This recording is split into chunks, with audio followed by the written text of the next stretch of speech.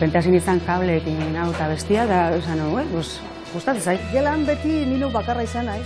Hasieran zenun bitu, ikusi dut, eta listo, hau ingo dut.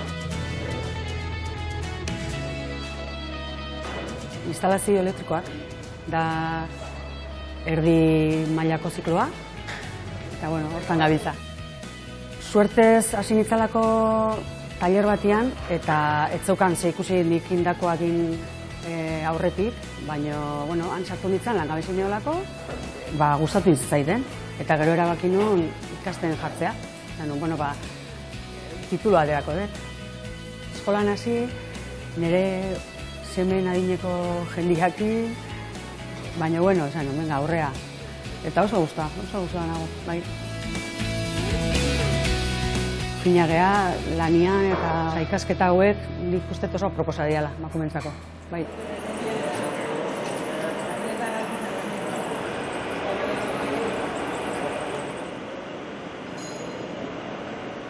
Hemen egiten zen ikasketa da, bentsat nik aukeratu dutena mekanika. Piezak egitea eta hau lehenengo guztia da, eta oso guztua. Hasiera batean pentsatu nuen, gero zenien, zertik denak berdin jokatu behar dugu. Neskek bai aldugu egin.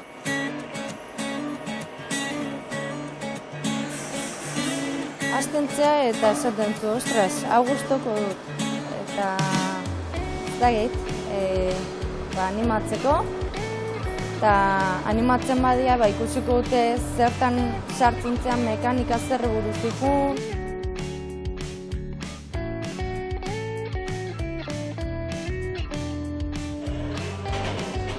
Lehendabizi hasi nintzen pixka bat etxean gauzak egiten elektrizidadenak, eta bildurra ematen zidanez, erabaki nuen elektrizidade pixka bat ikastea, eta horrekin nuen mantenimiento de equipos industriales izena duena. Gero arotz edo ebanista baten alaba naiz, eta gura gustatzen zaiten, eta hori nuen ez, arotzeian beste erdi mailako bat. Eta hotz eta gehien bat iturgintzan arloa faltatzen zaiten ikastea, eta animatu egin nintzen. Kontua da, kuriosidadea aukitzea, ez? Kuriosidadea baldin badaukazu, eskulana gustatzen baldin bazaizu, zergatik ez.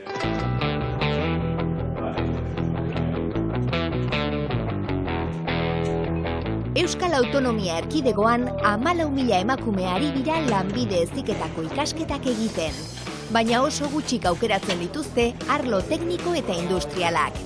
Izaskun, Jenia eta Ester salbuespenak dira. Usurbilgo lanbide heziketako zentroan ari dira ikasten, eta ikaskide guztiak gizonezkoak dituzte. Beraiek aukeratutako arloetan ikasleen 6% da emakumea. 2017-2018 ikasturtean 800 emakume 13.000 gizonen artean. Indikan ere jendeari koste egiten zaio ulertzea, emakumeak ere muntaian eta aparte teknikoetan lan egin dezaketela, oso gutxi. Hasiera batean nik esango nizuke azken urtetan, agian 3 pertsona pasa baldin baditugu departamentutik, 3 neska, asko izango litzakela esatea. Banaketa jarraitzen du oso zorrotza izaten. Lanbide heziketa osoan emakumeen presentzia txikia da, 15% bakarrik. Baina hasten baldin bagea familiaren hausnarketa, orduan diferentzia oso nabarmena da. Mekanika, elektrizitatean, automozioaren, esparru horietan emakumeen presentzia 7%, 4%, eta baldin bagoia ez beste aldera irudi pertsonala, osasuna, gizartearekiko zerbitzuak, horren emakumeen presentzia da 80-90%, orduan ikusten da horra marra bat, eta darela 2 bando bezala.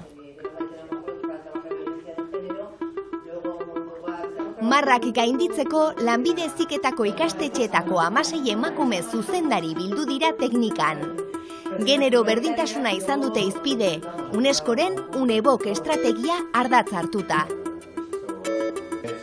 UNESCOren lanbide heziketako nazioarteko sarea da UNEBOK, eta teknika sareko kide da.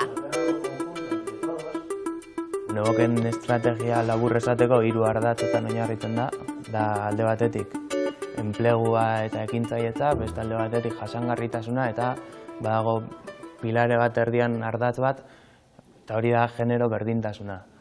Orduan, sare horri etekina ateratzeko eta batez ere kontutan edukita genero berdintasuna estrategikoa dela UNEBOKen, estrategikoa dela Euskal Herrian bai lanbide heziketan bai gure ikastetxeen dako, egin duguna lan talde bat sortu, eta ea gutxinaka lortzen dugun unebok hildo honetan estrategia bat garatzea hurrengo bi urtetarako.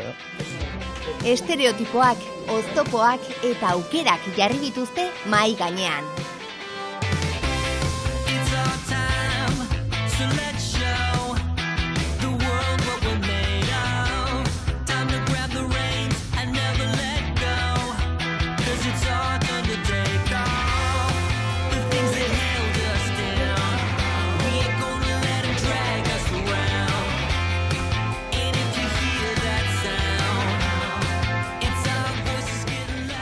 Josune Irazabal bera bada estereotipoak apurtzen dituen emakume bat. Bergarako Miguel Altuna Institutuko zuzendaria da eta ikaslan Gipuzkoako lehendakaria ere bai. Kargu hori duen lehen emakumea da.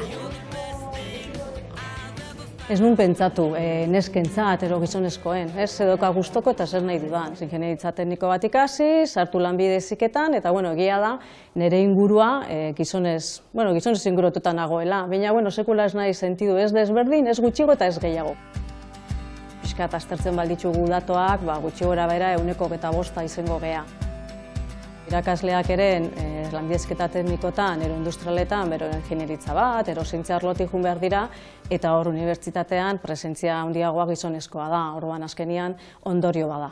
Gaur egun ikusten da, pixkanaka irakasleak igotzen ari diela, emakume gehiago eta gehiago ikusten dira. Egia da hasiera batean denak animatzen gehala parte teoriko ematea, baina gaur egun ja eta metodologia honekin ikasten hasi behar izan geha, baita ere muntaiak eta parte praktikoak egitea.